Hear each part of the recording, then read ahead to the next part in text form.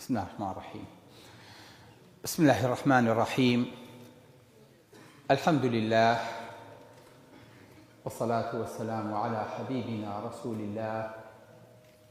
وعلى آله وصحبه ومن والاه. عزیزان و خۆشەویستان، لە زنجیرەی براوەیین ئەوانەی کە گرەوەکانە بنەوە، ئەوانەی کە لە ئەخیرە کاسەکە دەسەخەن و بۆ یەکجاری سەرفرازی دنیا و قیامەتە بن، ئەچینە خزمەتی یەکەم صفەت و گرنگترین صفەت و دەرس و وانە لە مادەی خوێندنە. هەندێک دەرس هەیە پێوتە دەرسی تەفاضل. ئەگەر قوتابی بێوێت ئەو کۆلیژەی کە وەرێگرێ، ئەبێت لەو وانەیە ئەو دەرەجەیە بێنێ کە کولیەکە قبوڵێکە. بۆیە یەکەم صفەت کە خوای گەورە بۆمان باسەکات ئەفەرمێت: الذين هم في صلاتهم خاشعون. ئەو کەسانەی لە نوێژەکانیانە دڵکەچن. واتە یەکەم صفەتی ئەوانەی کە بەتەمای ئەم پلە بەرزەن کە ئەلحەمدولله ئێمە نوێژ خوێنین، پێمانە وترێت فی صلاتهم، ئەوە نوێژەکەمان. بەڵام لە نوێژەکەمانە صفەتێکی تایبەتی تایە. ئەبێ چی بێت؟ ئەبێ خاشع بێ. بۆیە الذين هم في صلاتهم خاشعون آخر صفەتی ئەمانی کە براوەشن، والذين هم على صلواتهم يحافظون. واتە صفەتەکان بە دوو کەوانە دەورە دراوە، بە نوێژ دەست پێکا و بە نوێژیش کۆتایی دێ. کورە دیارە نوێژ زۆر مهمە، خۆی پێمان نەزانیوە. کەواتە نوێژەکە گرنگە بڵێ، خوێندنی نوێژەکە گرنگە بڵێ. کەواتە ئەبێ بزانی چۆن نوێژەکەین و تەنها نوێژ خوێندن نەبێ، بەڵکو خاشعیش بین لە نوێژەکانە. کەواتە با بزانم ئەزانی نوێژ بکەین، چێ زانی نوێژ بکە؟ عادی لە نوێژە چی ئەکەین؟ بسم الله الرحمن الرحیم، الله ئەکبەر، دوایی دەی ئافەرین سورەی فاتحە، دوای سورەی فاتحە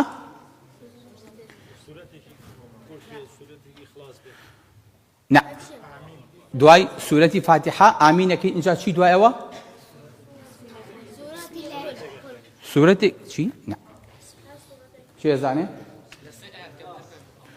سورەی ئیخلاص نەخێر. دوای فاتحە باوکە جان، ئێوە نوێژ نازان نوێژکەن.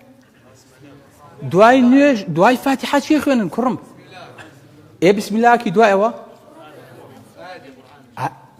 نەخێر، دوای ئەوە دەی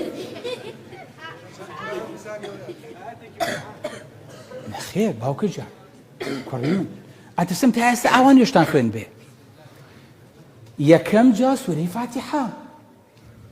سورەی فاتحە وتێ وەلەضالین ئامین، اینجا الله ئەکبەر، اینجا سەڵەواتی لە پێغەمبەری خوا صلی الله علیه وسلم. دوای ئەوەی کە سەڵەواتی دا، اینجا دوعاکەیت. دوای کە دوعات کرد، اینجا ئەچیتە ڕکوع، دوای ئەوە ئەچیتە سجود. پێش ئەوەی کە سەلام بیتەوە، دوو سجود ئەبەی کە پێوتێ سجودی سەهو.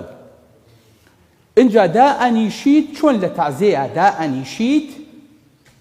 اینجا دوایی چۆن بە خێراتنی ئەوانەی کە سەدانی پرسەکە ئەکەن، ئەڵێ ئەسەلام عەلەیکم وەڕەحمەت الله وبەرەکاتوه، ئەسەلام عەلەیکم وەڕەحمەت الله. چۆن ئاوا کرێت؟ دەستم تا ئێستا وا نوێژتان خوێن بێ. باوەجیان ئەو نوێژەی ئێمە ئەی خوێنین ڕۆحی تیا نییە، لەبەرەوە هەر بە مردووی لەدایکە بێ، چکە خشوعی تیا نییە. لەبەرەوە نوێژەکانمان نوێژی مردووە. نابێ دوای فاتحە سورەتێکی تر بخوێنیت، ئەبێ وەکو نوێژی مردوو 4 تەکبیرە لەسەر نوێژەکانمان بکەین. پێغەمبەری خوا صلی الله عليه وسلم فەرمێ إن أحدكم ينصرف من صلاته ولم يكتب له إلا عشرها. شان؟ بخدميش ملام منيش زاني على بزملاي زاني باوكي جان لما تيجنتي نيش أجر خشوعي تيانا بونيجنيا توبة ماي منالك لدايق به أو مناله همو خوشيك ويستاكنا دنيا وياو بكوتا منال تانا بيتو همو تداركك بورخست ومنالك وبمردوي لدايق به أي هياليت ويان أي نيجيت بشيزك زول كولي كيتوا أو نجي إيمش كتنها خندو معنا ديل سرها لتانتيق نتشي أويك أي كيت الله أكبر وفاتحة دواي سورتي كتر بدوايا دواي أو حركاتاني أيكين تنها دين يجكيا. باقي ابن عباس فرمي إنه ليس لكم من صلاتكم إلا ما أقلتم منها. فرمي هر أويك آقاتا لنيوجكان تانا بس أوتان بون سراوة أويك نيوش آقان لينيا آوا دسي قرتوا دڵێ لە شوێنێکی ترە غافیە خۆی لە عالەمێکی ترە ئەم نوێژە هی تۆ نییە ئەمە تۆ من و تۆ ڕێناکەین بە دیار نوێژەکانمانەوە تەنها شتەکانە خوێنین وەکو وایە بە دیار دکتۆرێکەوە دانیشتووی وەڵا دکتۆر جان سەرم مێشێ و قاچی مێشێ و پشتم مێشێ و دەرمانەکانە خۆم و بەخوا نایخۆم و جارەکەی ترات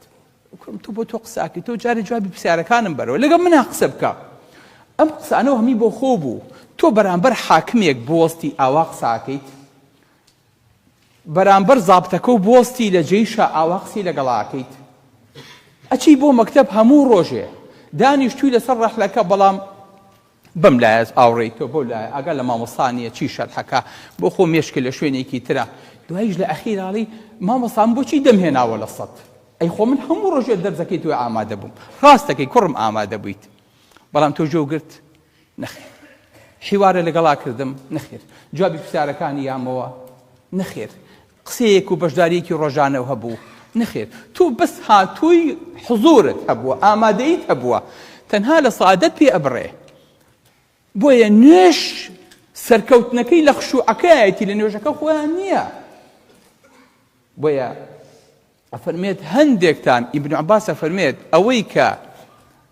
نوێژەکات لە ئێوارەوە هەتاوەکو بەیانی ئاگای لە نوێژەکەی نییە بەقەدەر دوو ڕکات خێری ناگا کە ئاگای لێی بێ چکە خشوع خۆشەویستەکە مەزانی یعنی چی یعنی ئەرزێکی تەخت خوای گەورە فەرمێ وترى الأرض خاشعة فإذا أنزلنا عليها الماء اهتزت وربت إن الذي أحياها لمحيي الموتى أو أرز مردووە ئەرزێکی ڕق و تەق ئەرزێک درزی بردووە چکە بێ ئاوی دەپژێراوە بەسەرا هەموو خشوعەکانی قورئان خشوعی دیوار یعنی ها خەریکاکە بێت ئاوا لارە بێتەوە خشوعی خۆر یعنی خەریکە ئاوا بێ خشوعی چاو یعنی چاو ئاوا زەلیلە بێ خشوعی دەم یعنی لسر خو وخشعت الأصوات للرحمن فلا تسمع إلا همسا أبدا كان آوابن لسر خوبن بشر بينن بيغمبري خوا صلى الله عليه وسلم ككرنوش يبرت أي فرمو اللهم لك ركعت وبك آمنت ولك أسلمت أي خوا ركوعا بوتوبرت إيمانا بتو هنا جاي فرمو خشع لك سمعي وبصري ومخي وعظامي وعصبي خواي گەورە سوزدەم بۆ ڕکوعم بۆ تۆ برد جایوت هەمووی بۆ تۆ ترسا چی گوێم خەشع لەکە کەواتە ئەم دڵێ تەحەکومەکات ئەم چاوە دا ئەبەزێنێ ئەم ملە کەچەکات ئەم گوێیە کەچەکات ئەم مخە یعنی مۆخی خوێنەکەشت کە سجود وەبا لەگەڵ ئێسکەکەیە مۆخەکە ئاوا چێتە خوارەوە وەکو ئاوی تەرازوو انجا وعصبي كهمو أندام كان بعصب بدمار خلاص سوره فمخواي بوتو ركوعي برت همو أنداماني من كواتا أجر همو أندام كانت وكو خوي ركوع نبا أما ركوع نية أما خشوع نية أما تيجيشت نية لنوش أبين نوجا كان من وابد كبيغمري خوا صلى الله عليه وسلم فير مالكات خشع لك سمعي وبصري وعظمي ومخي وعصبي هموي بيك وخشوع عبات أجرنا لنيش حالي نبوين لنيش تيونا جيشتون تخوا تشيلتان قبولك بران برتان دانيشتو بس قسبكاتو هيش حالي نبي نزاني باسي چي بوكا تو أخوا بانوجا كان يخومان تخواريكو كاميرا كتام بكنوا كاميرا كام بخينا سر دلتان باش بابا دريجاي نيوجكا صوت وصورة تسجيلكا دوایی کە نوێژەکانتان تەواو بوو اینجا چۆن هێڵکاری دڵەکەن اینجا بیەنە دەست پسپۆڕێ بڵێ زەحمە نەبێ ئەم هێڵکاریان بۆ بخوێنەوە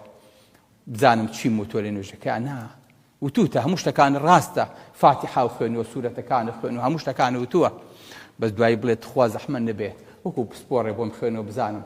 دڵم ڕسمی چی گرتووە لە کاتی نوێژەکەیە ئۆ دڵێ لە بازاری دۆلارەکە بووە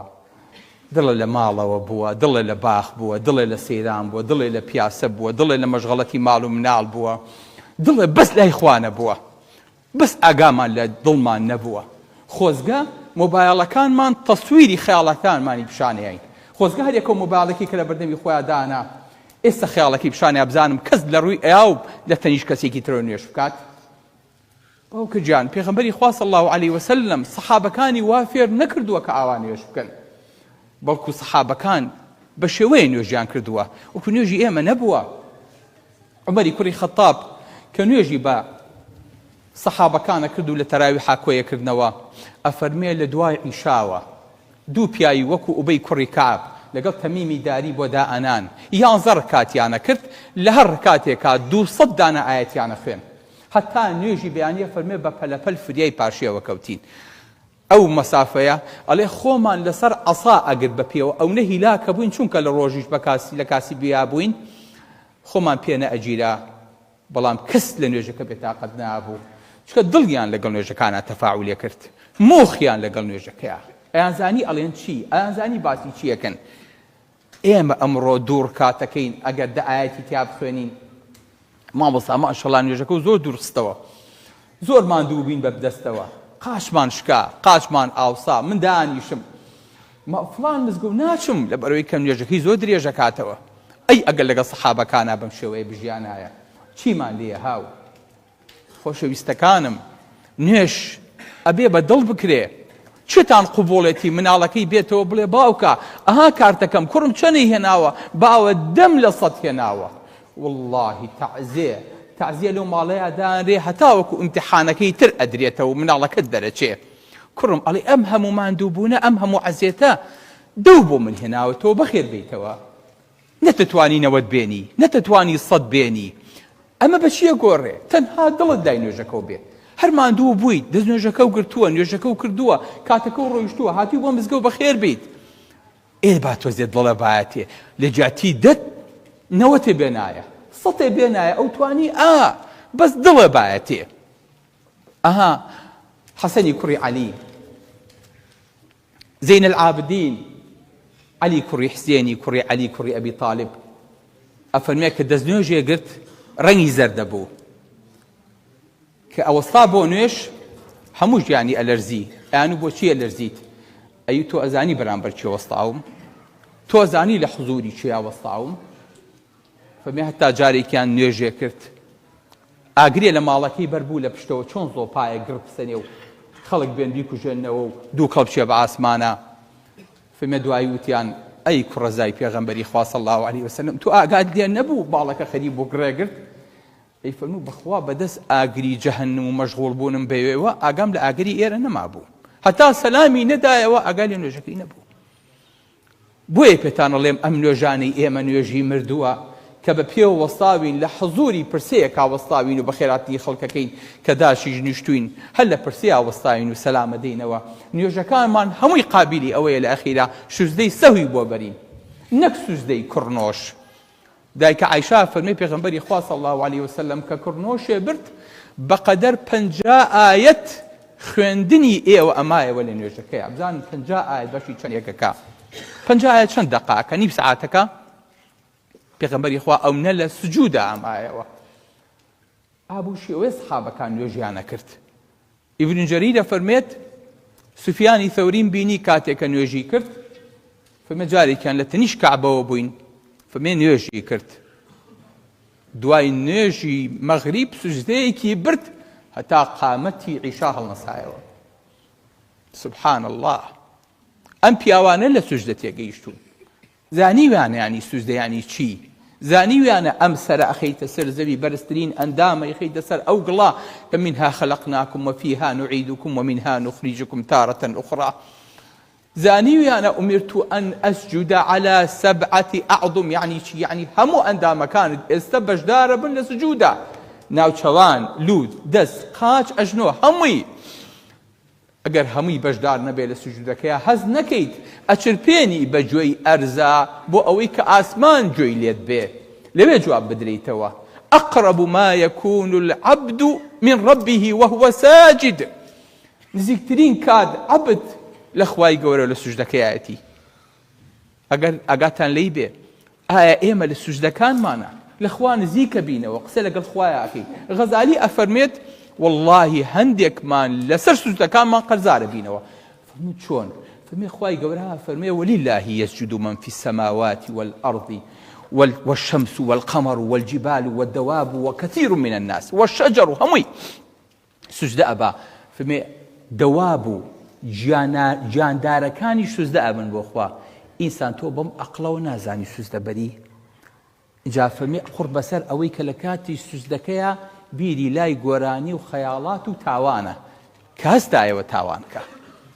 کەستایەوە زوو بچێ بەلای مۆبایڵەکەی و سێری شتی خراپ بکە فەرمێ ئەمە ئەگەر تاوانەکەی دابەشکی بەسەر شارێکا بەشیانەکە لەبەرەوە عەبدەکە دڵی بەوە خۆشەڵێ سوزدەم بردووە بەڵام سوجدەکە چەند سوودی پێگەیانوە ئەمە یەکێشەکە خۆشەویستەکانم بۆیە بەڕێزەکانم ئەبێ نوێژەکانمان بە خشوعەوە بکەین ئاگان لەمان لە نوێژەکانمان بێ دڵمان لای نوێژەکانمان بێ قەسەم بەخوا ئەگەر مناڵی قسەی لەگەڵا بکەیت واللهی دڵی نەیتێ ئەڵێ وەڵا باوکە تۆ ئاگان لە مۆبایڵەکەت ئەوە هەر ئاگا حەل لە من نییە دەبچۆ ماڵەوە با خێزانت بڵێ پیاوەکە ژەندانیش با دوو کەلیمە قسە بۆ بکەم دە پیاویت دانیشۆک مۆبایڵەکە و دەربێنە و سەیری مۆبایڵەکە کە لە کاتێکا قسە بووە کە خۆ تاقیگەرە بزانە چی پێڵێ بزانە چی لێکە باشە ئەلێ تۆ جارە مەلا بە بەدەستەوە من قسە بۆ تۆ ئەکەم جۆم لێ بگرە بزانە باسی چی و بۆ ئەکەم تۆیەک دڵی لای ئەو نییە قسەی چی و لەگەڵا بکە ناقی نییە بەخوا خۆشەویستەکەم ئێمە لەم سەری فاتحاوە دەست پێکەین هەتا وەکو ئەو سەراگامە لە خوا نییە لە کاتێکا نوێژ هەمووی تەعزیمی خوایە زۆرترین کەلیمەکە کە لە نوێژا دووبارا بێتەوە ئەڵڵاهو ئەکبەرە خوا گەورەیە لە چی لە هەموو شتێک تۆ هاتووی ئیساکەنە بە من بڵێیت مشکلەکانم لە نوێژە بی لە چیەکەیتەوە بی لە واکەیتەوە کە دوایی تەواو بوویت عەریزەیە بۆ مدیرەکە و بەرزکەیتەوە یاخێ بێ خوا موافقەی لەسەر کات چکۆ دڵی مدیرەکەش و سەر و ئەویش و تا ئەگاتە کەشکەڵانی فەلەک بەدەست خوایە بی لە چیەکەیتەوە مشکلەکە و لێرە حەلە بێ خوای گەورە فەرمێت چی ئەفەرمێت ولقد نعلم أنك يضيق صدرك بما يقولون أي محمد والله إما أزاين تو خفت أخوي كقسو بيلينو دعوانا كينو جواب ناينو فرميت فسبح بحمد ربك وكن من الساجدين أي محمد خفت مخو تسبيحاتي خوابك وسوزدبر مشكلة كل بيرة شتوا بولام ألم كرم تو قلقي مشكلة نفسيت هيك شت هي بيرة كيتو على كاكسي جام الأخواب زيابها منقبم ما شاء الله ريشم هي ما شاء الله إيمان دار ما شاء الله نيوجا كان بمضبوط ألم والله أو نيوجي استفادي بينا كيانيت تو لقلقيا شو خولنا كوي نيوجي شيكي كرم آخر خطو إمامي عمر فالمي لكاتي نيجا حسابي زكاتي بحرين مكرت فما زوج جارميز بخوم خوب لناك ودواي هاتم نيج مكرت بلام لقلقي أمتك ما أقام نيجا كم نبو خطو عمر نيت ئێمە هەمومان ئەو غەمان خستووەتە مێشکی خۆمانەوە. بۆیە عومەر ئەفەرمێت ڕەضی الله عنه، ئەفەرمێت هەندێکتان هەیە ئەگاتە تەمەنی 70 ساڵ بە درێژایی تەمەنی نوێژەکە، ئەفەرمێ یەک دانە نوێژی بۆ نەنووسراوە. الله راوردەکەیت کە فەرمی الله ئەکبەر تۆ لە چی گەورەتری؟ ئەخر خۆ هەمووی مەخلوقی خۆتە، تۆ ئەدێ بە چی بەراورد کرێیت؟ ها بەچی ئەڵی چی؟ خوایە تۆ لە چی گەورەتریت؟ لە عەرشی خۆ گەورەتری، لە مەخلوقاتی خۆت، لە کەونی خۆت، لە دروستکراوەکانی خۆ لە چی گەورەتری؟ بەڵام بەداخەوە ئێمە قەدری ئەم الله ئەکبەرە نازانین یعنی چی الله ئەکبەر. دوای ئەو کەلیمانەی کە زۆر دووبارا بێتەوە لە نوێژە، سوبحانە ڕەبی الئەعلا، ئەو خوایی کە عەلیە، گەورەیە، بەرزە، سوبحانە ڕەبی العەظیم. ئەمە چەند جار لە نوێژە ئەم عەظیم و عەلی و ئەکبەرە دووبارا بێتەوە، سێ بارە و دەبارا بێتەوە، بۆی کە فێرمان کە هیچ شتێک قابلی ئەوە نییە لە کاتی نوێژە بیری دەکەیتەوە غێری ئەڵڵا نەبێت کە لە حوزوریە ئاوا بەستا بیت، نابێ بجوڵیت. فەرمی ئەبوو بەکر کە نوێژێ کرد ئەوە عودە ئاوا. هەندێک لە سەحابەکان کە نوێژیانە کرد لە تابعین، ئەوە ئەڵێ خەشەبەیە، ئەوەنگە ئەوەستا و ئەوەنگە بێ جوڵە ئابوو تێرە هاو بەسە سەرەوە نیشتەوە، جوڵی لە خۆیە بڕی ئاوا. الله بۆیە ئیمامی ئەبوو حەنیفا فەرمێ ئەگە سێ حەرەکەت کرد لە نوێژە، نوێژەکە بەتاڵە. هەزانن بۆ بۆی کە فێر نەبووین هەموو حەرەکە کابرا لە ناو نوێژەکەیە جلەکانی ڕێگەخا، لە ناو نوێژەکەیە دەسیدایەتەوە، لە ناو نوێژەکەیە باوکەچە ئەزانن بەس بزانە لە حوزوری شیا وەستابی ئیتر هیچم ناوێت. بۆیە سەحابەکان ڕەنگیان زەر دەبوو، ئەترسان کاتێکە نوێژیانەکرد هەموو گیانیانە لەرزی چووکەیان ویستاکەن. ئەزان ئیبن کەثیر لە تەفسیرە ئەثەرێکەیەنێ ئەفەرمێ خوای گەورە مەلایکەتی هەیە لە ئاسمان، ئەم مەلایکەتانە لە ئاسمانن دەترسی خوای گەورە ئاوا ئەلەرزن، ئاوا لە نزیکی خوای گەورن. جا سبحان الله ئینسان حتا لە خوا نزیکتر بێ ترسی زیاترە، حتا لە خوا دوور بێ و خوا نەناز بێ کەمتر لێ ترسێ. لە ئەم مەلایکەتانە ئاوا ئەلەرزن کە ترسی خوا ڕوویان تێکا دەسەکەن بە گریان. فرمێسکەکانیان ئەبارێتە سەر کۆمەڵە مەلایکەتی تر لە خوار ئەوانەوە کە نوێژەکەن. ئەم مەلایکەتانی کە نوێژەکەن هەندێکیان لە ڕکوعان، هەندێکیان لە سجودان. شەنێکە لە سجودا ماونەتەوە فمن منذ خلق الله السماوات والأرض، ئەو ڕۆژی خوای گەورە ئەرز و ئاسمانی دروست کردو ئەمانە لە سجودان 13 بلیۆن ساڵ لەمەوە پێش.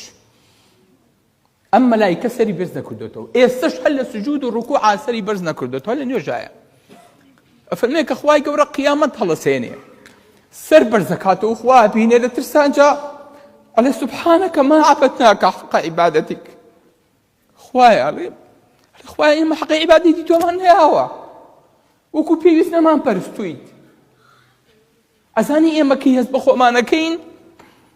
کە ڕوحەکەمان بەرزە بێتەوە چێتە بەردەستی خوای گەورە فەرمێ ئوکتوبوا کتاب عەبدی فی علیین، کە سەر بەرزەکەینەوە ئەم خوای خەڵقی ئەرز و ئاسمانی کردووە و ئەم ڕەب العالەمینی کە هەموو ڕۆژەکەڵین الحەمد لله رب العالمین، کام خوایە بینین اینجا ئەڵێین خوایە ئێمە چ نوێژێکمان کردووە پڕ بە سەرمان بۆ ئەوەی کە کردمان و ئەوەی کە لە حوزوری تۆ ئاوتمان. اینجا هەست دەکەین چ پەنگێکمان ناو، اینجا هەست دەکەین چ قوربەسەریەکمان بخۆمان. ئەم نوێژە سارد و سڕەهی ئەو بۆ خوا بکرێ. بۆیە ئینسان هیچ لە ئاواتەکانی لە قیامەتە ئەڵێ خوایە ڕێگەم بە ڕێگە یەک سوزدە و بۆ بەرم کە شایستەی تۆ بێ. ئەی لە ژیانە ئەم هەموو سوزدەیە و نەبرد، نا شایستە نەبوو، وەکو پێویست سوزدەکانە شوێنی نەگرت. بۆیە بەڕێزەکانم الذين هم في صلاتهم خاشعون، ئەبین ڕۆژەکانمان خشوعی تیا بێ. بۆیە ئەگەر دڵ کەج بوو چاویشە بێ لەگەڵ یا کەج بێ، ملیشە بێ لەگەڵ یا کەج بێ، گوێشکەشە بێ لەگەڵ یا کەج بێ. بۆیە خاشع یعنی دڵکەچ بە زمانی کوردی پەتی بێ هەمووی لەگەڵیا ئاوا مل شۆڕکە چاو شۆڕکە جۆ شۆڕکە سەیری ئەرزەکە و بەردەمی خۆیکە چاو نەجێڕێ بەم لاولایە یەکێ لە عەلامەتەکانی خشوع ئەوەیە بەڵێ ئەو دڵی کە خوای گەورە بۆی دروست کردووی لە ڕۆژێکا چەند جار لێیە ڕۆژێکا چەند جار دڵ لێیە 72 لە دەقەیەکا بەڵێ 100,000 جار لێیە 100,000 جار لێیە هەموو جارێ لەگەڵ هەموو ترپەیەکا مەفروزە بڵێ سوبحان الله بڵێ الحەمدولله بڵێ الله ئەکبەر خوێن ئەنێرێ بۆ 100,000 کیلۆمەتر بە هەموو لاشەیە بڵاوێکاتەوە زۆر جار ئێمە لە ملا ئەلێرەنەیە بۆریەکی خوێن بەرە بێ بە دوو دکتۆر دەسەخەینە سەری ئەڵێن پیاوی چابە ئەمە بەس دڵە یەک بۆری خوێنی کراوەتەوە کە ئەم خوێنە ئەنێرێ ئەگەر زوو فریای نەکەوین خوێن لە لەشکی نەخۆشەکەیان نامێنێت و ئەمرێتەوە بێ بە جەنازەی تەسلیمی کەس و کارەکەی کەینەوە وەکو نوێژەکانی ئێمە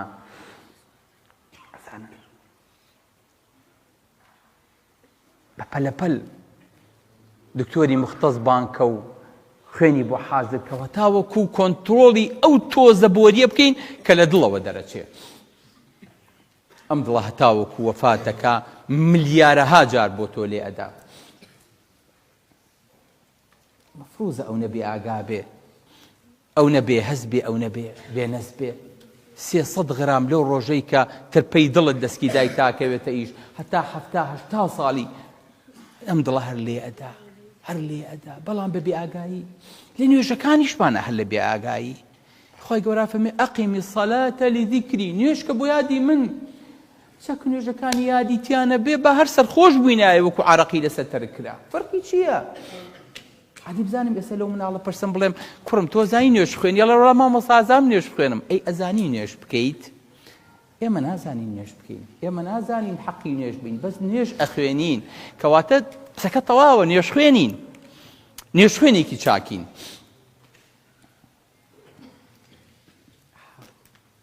ئەگەر ئەم سیفەتەمان تیانە بوو سفەتەکانی ترکە بتوایادی هەر تیاتان نییە الذين هم في صلاتهم خاشعون والذين هم عن الذكر معرضون والذين هم للزكاة فاعلون والذين هم لفروجهم والله أويك نوێژەکەی ئەم شەحنی نەکردەوە نەچووە دەرەوە دڵێکی تر هەستێکی تر کرانەوەیەکی تری نەبوو شەحنی بەشی نوێژەکەی تری وەرنەگرتە بوو بەخوا مەفروضە بێ نوێژەکەی بکاتەوە استفادەی نوێژەکەی نەکردووە پێغەمبەری خوا صلی الله علیه وسلم فەرمێ الصلاة نور نوێژ ڕووناکیە لە قەبرەکەتا بەشی ئەوە شەحنێ بردووە کە بەشی تاریکی گۆڕەکەوکە ئەی نەمانوت نوێژ ڕووناکیە ئەی کوا نورەکەت ئەی کوا ڕووناکەکە ئایا نورەکە بە دەم و چاوتەوە دیارە سیماهم في وجوههم من أثر السجود پێوە دیارە خەڵک بڵێ وەڵڵاهی سوبحانە دەم و چاوی چەند نورانیە ئەو دەم و چاوە چەند جوانە بینی بتانە خەڵکی ئاوای بینی ئەڵێ ماشەڵڵا دەم و چاوی نوری لێبارێ خەڵکێکیشمان هەیە تووری لێبارێ مەفروزە جیاوازیمان هەبێ خۆشەویستەکەم بۆیە ئەگەر نوێژەکەت بە مەزبوطی نەکرد و خوشوعی تیانە بوو چاوەڕێی سفەتەکانی تریش مەکە بەدوایە بێ کە لە دەرسەکانی داهاتووە بە پشتیوانی خۆی گەورە باسێکین بۆیە بەڕێزەکانم یەک تکاو برایانە تەکلیفەکەم ڕاگرن نوێژەکانتان با لە بار نەچێ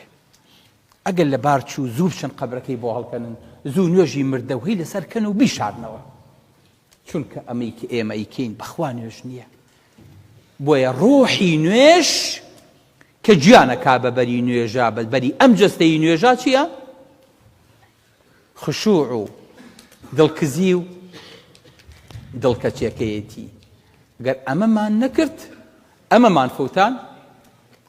ئەوەی دوای ئەوە بە ئاسانتر ئەفەوتێ و لە دەسەچێ بۆی هیوادارم ئینشاءالله لەم لەحزەیەوە لەم دەقەیەوە بڕیار بین بڵین خوایە ئەوەی کە کردمان تۆبەی لێ ئەەکەین داوای لێخۆشبوون و ئەستەغفر الله و لێ ئەکەین. بۆیە سونەتە ئینسان دوای هەموو نوێژە بڵێ ئەستەغفر الله ئەستەغفر الله ئەستەغفر الله. لەو نەقسەی کە بۆ نوێژەکەی بەجێهێشت ئەنجا بە سونەتەکان محاولەکە پڕی کاتەوە ئەڵین خوایە لە حەچی نوێژە کردومانە حەقی تۆی نەبووە، قابیل و شایستەی تۆی نەبووە، لەمە دووە بڕیار بێ دەست بە نوێژەکەین، لە سفرەوە دەست پێەکەین، وەرەقەیەکی سپی تازە هەڵینەوە، ئەم جارە بە دڵکەچی و بەخشوعەوە نوێژێکەکەین کە هەوڵە دەین شایستەی مەقام و گەورەی جەنابە بێت. سەلام عەلەیکم وەرەحمەتوڵڵاهی وەبەرەکاتوه.